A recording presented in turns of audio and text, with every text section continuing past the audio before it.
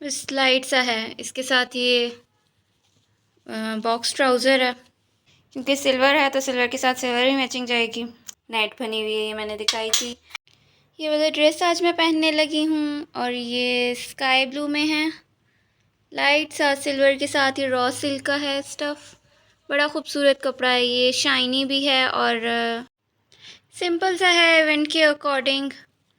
बस लाइट सा है। इसके साथ ये बॉक्स ट्राउज़र है और बस, क्योंकि जाहिर सी बात है शादी का फंक्शन आउटसाइड है, मतलब आउटसाइडर्स हैं, फैमिली से नहीं है, तो इसलिए बस लाइट सा ही मैंने ये ड्रेस चूज़ की है विद सिल्वर दुपट्टा। साथ इसके मैं यूज़ कर रही हूँ ये वाली कोल्हापुरी सिल्वर वाली सीक्वेंस वर्क, क्योंकि सिल्वर है तो सिल्वर के साथ सिल्वर ही मैचिंग जाएगी, इसलिए इसको मैं यूज़ करने लगी हूँ। तो यस, इयररिंग्स मैंने ये वाले निकाल लिए हैं। सिल्वर झुमकी बड़ी प्यारी सी है, ये बहुत क्यूट लगती है। एंड साथ में मैंने ये रिंग निकाल ली है। देखिए, ये पता नहीं फोकस ही नहीं कर रही। ये मैंने अपनी रिंग कलेक्शन में दिखाई थी। हाँ, ये बहुत क्यूट है।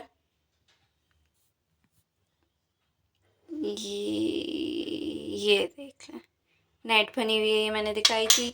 और साथ में मैंने ये 2 रिंग्स छोटी छोटी सी निकाल दी हैं। And that's it.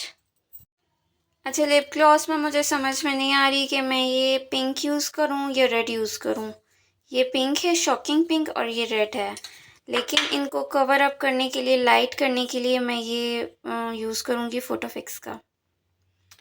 ये है न्यूड में है और ये जो है वो बहुत अच्छे से जो है वो लाइट कर देता है आपकी लिपस्टिक को। तो ये यूज़ करूँगी। इन दोनों में से अब मुझे डिसाइड करना है कि मैं कौन सा यूज़ करूँगी। बेस में मैं ये यूज़ करूँगी इनफेलेबल की 24 आवर्स स्टे फ्रेश फाउंडेशन, और ये वाली जो है मिस रोज़ की बीबी क्रीम, इसको मैं एज ए कंसीलर यूज़ करती हूँ, तो ये यूज़ करूँगी। और साथ में जाएगा ये प्राइमर, जो कि सबसे पहले था, मैंने सबसे एंड में दिखाया। ये है जी CV3 का प्राइमर है और ये बहुत अच्छा है। ठीक है, फिर उसके बाद ये पेंसिल जाएगी मिस रोज़ की एज ए आईब्रो फिलर, और देन ये लाइनर मिस रोज़ का ही है। और एट द वेरी एंड हम यूज़ करेंगे रिवाज UK का मेकअप फिक्सर, जो कि बहुत बेस्ट है। तो ठीक है जी, यहाँ पे हो गई मेकअप भी डन। तो चलें जी, अपनी तैयारी को स्टार्ट करते हैं, क्योंकि वैसे ही आप ही मुझे कहती हैं कि तुम इतनी देर लगाती हो और सबसे एंड में तैयार होकर निकलती हो, तो इसलिए आज हमने देर नहीं लगानी है। और अस्सलाम वालेकुम एवरीवन, कैसे हैं आप सब? आई होप कि बिल्कुल ठीक होंगे। और यहाँ पे हम लोग निकल आए थे घर से बाहर और चाँद मुझे इतना प्यारा लग रहा था, ऐसे लग रहा था कि फुल मून है, हालांकि फुल मून नहीं था अभी, तो आई थिंक 11 का था या 12 का था, तो इस तरह से। बट लग यूँ ही रहा था कि जैसे फुल मून है। और रास्ते में हमें मिल गया खाला का घर, और यहाँ पे हमने थोड़ी सी देर स्टे किया, क्योंकि खाला ने न्यू घर शिफ्ट किया है, तो हमने सोचा कि हम उनके घर भी चले जाएं। और ये उनका इतना प्यारा सा लॉन, इतने प्यारे प्यारे से उनके प्लांट्स। सामने वाला जो प्लांट था उसकी ब्रांचेस ऐसे फैली हुई थी, तो वो बड़ा अच्छा लग रहा था। और काफ़ी सारे रोज़ेस भी यहाँ पे लगे हुए थे, तो काफ़ी सारे प्लांट्स इनके यहाँ पे बहुत अच्छे लग रहे थे। तो बस फिर उसके बाद हम थोड़ी सी देर वहाँ पे स्टे किया, और फिर उसके बाद हम आ गए शादी में। और यहाँ पे ज़ाहिर सी बात है कि हम अननोन गेस्ट थे, इन अ सेंस कि मेरे भाई की सिस्टर, नहीं, भाई की सिस्टर तो भाई मैं खुद ही हूँ भाई की सिस्टर नहीं, भाई की फ्रेंड की सिस्टर की शादी थी, और जाना भी ज़रूरी था, क्योंकि ज़ाहिर सी बात है भाई के फ्रेंड थे, तो इसलिए हमें जाना पड़ा। और हमारी भी उनसे फैमिली फ्रेंडशिप टाइप है, तो इसलिए फिर हम लोग चले गए। लेकिन ज़ाहिर सी बात है कि हम उनको जानते हैं, उनकी एक्सटेंडेड फैमिली को तो नहीं जानते, तो इसलिए फिर एक तरह से अननोन गेस्ट ही थे हम।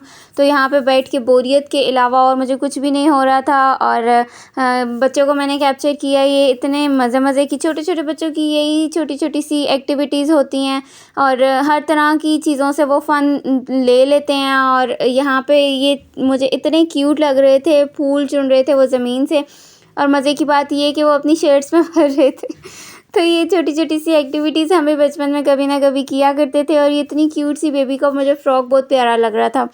तो ख़ैर इसके बाद हमने जो है वो खाया खाना, और खाना खाने के दौरान मुझे याद आया कि मैंने तो वीडियो रिकॉर्ड करनी थी, मैं भूल ही गई थी, क्योंकि व्लॉगिंग के बाद मेरा ये फ़र्स्ट कोई भी इवेंट था, वेडिंग इवेंट, तो इसलिए फिर मैं भूल गई थी। बट जब याद आया तो फिर मैंने फ़ौरन से उसको भी थोड़ा सा कैप्चर कर लिया।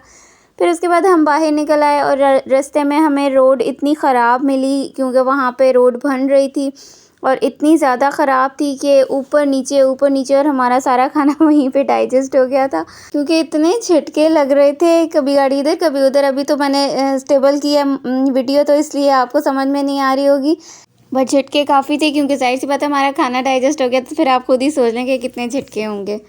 तो खैर यहाँ पे वीडियो को एंड करते हैं। अगर वीडियो पसंद आए तो लाइक शेयर सब्सक्राइब ज़रूर कीजिएगा। मुझे अपनी दुआ में याद रखिएगा। आप अपना ख्याल रखिएगा। अल्लाह हाफ़िज़।